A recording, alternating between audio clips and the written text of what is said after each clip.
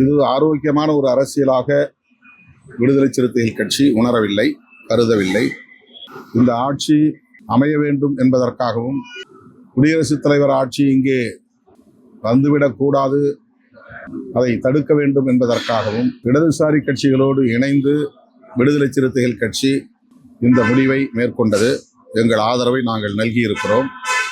வெளியிலிருந்து ஆதரவு நல்குவது என்கிற அந்த முடிவை மறுபரிசீலனை செய்ய வேண்டும், அமைச்சரவையிலும் இடம்பெற வேண்டும் என்று தவேக தரப்பில் விடுத்த அழைப்பை ஏற்று இயக்கத் தோழர்கள் மீண்டும் கலந்தாய்வு செய்து ஏற்கனவே எடுத்த முடிவை மறுபரிசீலனை செய்ய வேண்டும் என்று என்னை வலியுறுத்தினார்கள்.